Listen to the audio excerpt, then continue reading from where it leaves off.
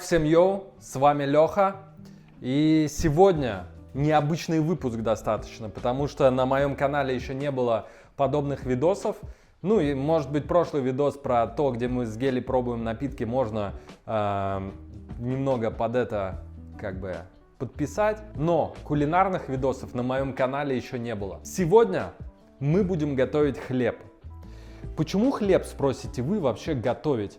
Я вот за свои почти 30 лет ни разу не готовил никогда хлеб.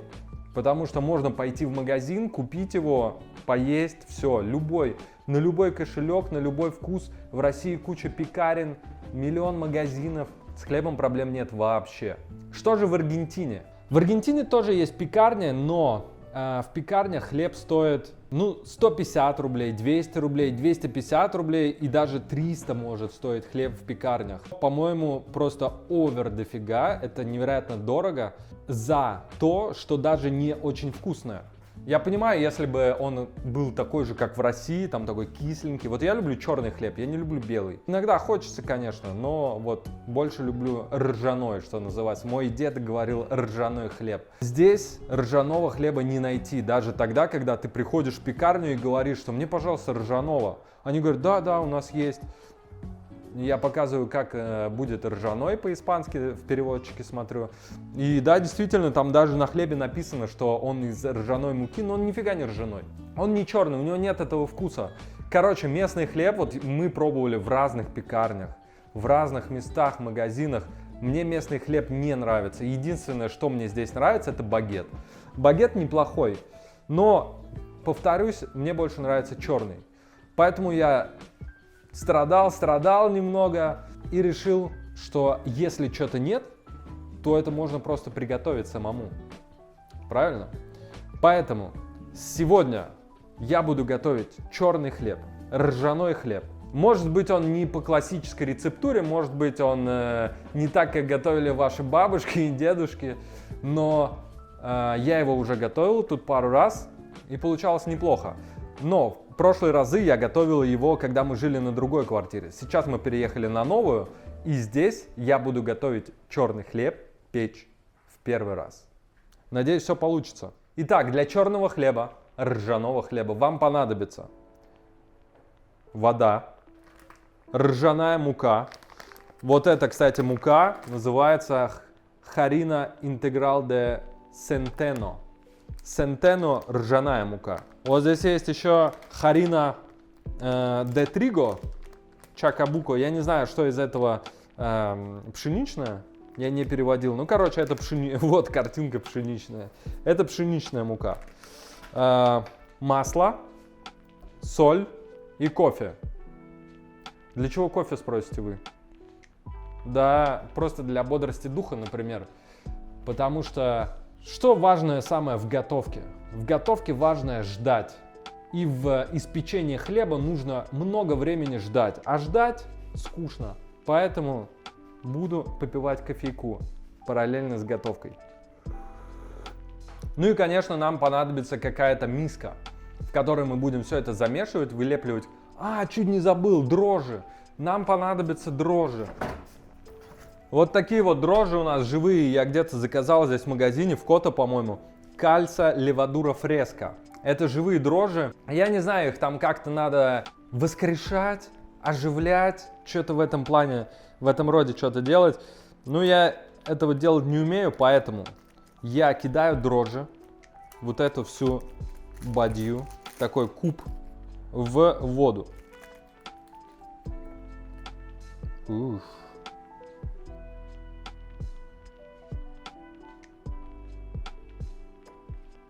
Размешали дрожжи с водой, дадим им несколько минут для того, чтобы они воскресли и оживились живительной влагой.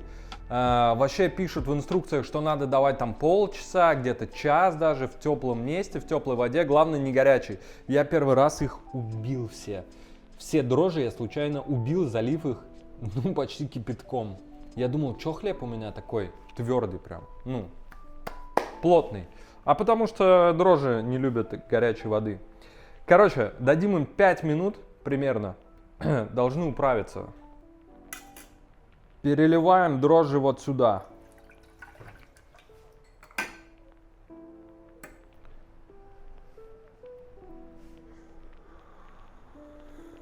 Да, кстати, мы недавно переехали на эту квартиру, поэтому здесь нет до сих пор даже базовых вещей кухонных. Например, большой миски, салатной такой, где я раньше на прошлой квартире замешивал муку для хлеба. Здесь ее нет. Поэтому мне не пришло в голову ничего лучше, кроме как замешивать ее прямо вот в таком ковшике. Дрожжи уже фигачатся. На такое количество воды мы берем вот столько пшеничной муки, высыпаем. Столько же мы берем ржаной муки, высыпаем. А затем мы еще берем столько же ржаной муки. Получается у нас 1 часть пшеничной муки и 2 части ржаной. По объему получается 1 часть воды и в сумме 3 части муки. Добавляем соли. Соль плохо сыпется, поэтому открываем нормальную сыпалку. Все, соли даже лишку. Надеюсь, не пересоленный хлеб будет. Добавляем масло. И начинаем все это замешивать. Вот так вот замешиваем. Сначала будет казаться сухим, но потом оно может начать казаться влажным. Это вообще частое явление в жизни. Главное на него не повестись, потому что, в принципе, влажность не всегда хорошо. Ну и сухость тоже не всегда хорошо. Все должно быть в меру, правильно? Итак, вот эту штуку мы продолжаем месить. Теперь уже руками. Вот мы месим ее. И в какой-то момент мы понимаем, что эта вся масса слишком мокрая. Смотрите, она вот такая, она очень супер-мега липучая и она супер мокрая. Поэтому что мы делаем? Мы добавляем еще немного муки. Важным критерием того, что муку стоит перестать добавлять, является момент, когда вот это тесто не такое влажное. Оно перестает прилипать, потому что поначалу оно прям как кашица такая, знаете. Вот так его месим по-разному там, чтобы все пропиталось этими дрожжами, чтобы они себя почувствовали как в домике приятном. Здесь тепло, здесь влажно. Не надо его месить 20 минут. Месим всю эту массу примерно минут 5. Вы можете месить и 25, но это бессмысленно. Нет никакого различия такого существенного между тем, сколько вы его месите. Вам просто нужно, чтобы все ингредиенты перемешались. Смотрите, он достаточно маленький, да? Вы скажете, что за фигня, что такой маленький? А он поднимется, он вырастет. Поэтому берем вот этот колобок и просто бросаем сюда на минут 20. Сейчас он должен минут 20 полежать, ну а я в это время пойду пить кофе. На эти 20 минут хлеб можно убирать в теплое место, можно не в теплое. В принципе, это не так существенно. Здесь градусов, я думаю, 25-30, поэтому это достаточно тепло. Нет никакого смысла его там в одеяло кутать, там, как еще предлагают в некоторых рецептах. Все, он захочет, он подымется. Не захочет, дрожжи не сработают, не захотят, они не подымутся ни в тепле, нигде. Поэтому в холодильник убирать, конечно, не надо, но оставляем здесь. Можно там накрыть каким-нибудь блюдцем, салфеткой. Пусть постоит, подойдет. Предлагаю себя вести с хлебом, как со взрослым человеком. Хочешь подыматься? Вот мы те условия все создаем, подымайся. Не хочешь подыматься? Ничего страшного, так съедим. Ну что, посмотрим, как тут хлебушек наш. Я смотрю, здесь уже чем-то мокрым пропиталась эта салфетка, непонятно чем. О, смотрите. Смотрите, дрожжи сработали, он увеличился в размере. И сейчас надо будет его доставать. Вот столько стало теста. Некоторые хозяйки, я читал в разных рецептах в интернете, говорят, что после того, как хлеб поднялся, его нужно достать из посуды как можно более плавно, аккуратненько, деликатно, для того, чтобы он был такой вот мягенький, воздушный, поднятый. Но в другом каком-то рецепте я прочитал, девушка писала, что нужно его достать и снова смять просто в такой же колобок плотный. И вот, не знаю уж почему, но этот второй вариант мне нравится больше. Поэтому я сейчас вот так вот его просто аккуратно достаю. Вот он. И сминаю снова. Я думаю, что он от температуры еще раз подымется. Он даст мне второй шанс, возможно. Я не знаю, как будет. Может быть, не даст. Ну, короче, вот такой вот красавчик у нас колобастый получается. Нет, кстати, колобас здесь. Колобас это вот это для питья мате. А это колобок. Такой вот колобок у нас получается. У меня нет никакой специальной посуды для выпекания. Благо здесь в новой квартире есть духовка. Поэтому я просто беру вот такую вот тарелку. Не пластиковую. Беру чуток маслица. Вот так вот маслица растираю по тарелке. Какой-то баребух случайно. Я уж не знаю, помогает это или нет не прилипнуть. Все равно он, гад, прилипает. Обычно, вот сколько раз было. Но лучше попробовать, чем не попробовать. И кладем его. Все, положили. Вот он катается, как шар в масле. Теперь самый важный этап. Нам нужно сделать на нем вот такие вот прорези. Ну, можно вообще любые прорези, можете надпись какую-нибудь написать. Но главное, чтобы он мог вот так вот распадаться в процессе увеличения, в процессе испекания, выпекания. Теперь надо разобраться с плитой. Я ни разу не включал здесь духовку. Ну вот она открывается. Достанем, наверное, противень, если у нас тарелка. Хотя не, положим на противень. Короче, кладем на противень. А здесь выставляет температуру примерно 180 градусов. Она не закрывается, когда включена. Вот, а здесь я даже не знаю, что выставлять. Ну, давайте вот этот режим попробуем. Хотя там вентилятор резко заработал. Давайте его попробуем, короче. Я не знаю, какой режим правильно пробовать. Нужно подождать, пока нагреется, и поставить на выпекание. Наша духовочка еще не полностью нагрелась, потому что лампочка не погасла, но смотрите, 170-160 уже точно есть. Жаром уже пышет прямо. Поэтому берем наш хлеб, задвигаем туда.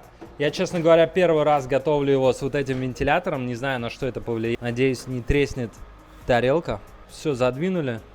И оставляем где-то минут на 40, на 50. А тем временем прошло 45 минут или около того.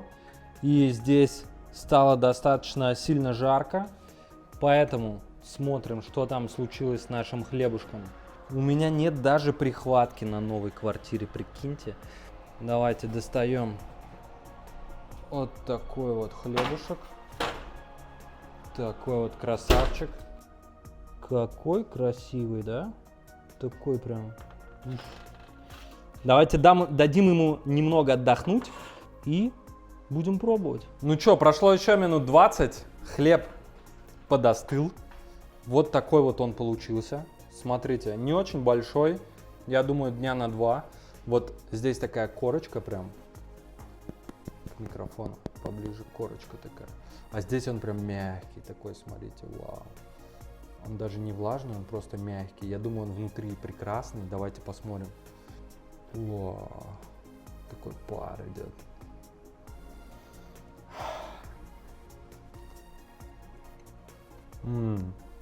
Кайфовый хлеб.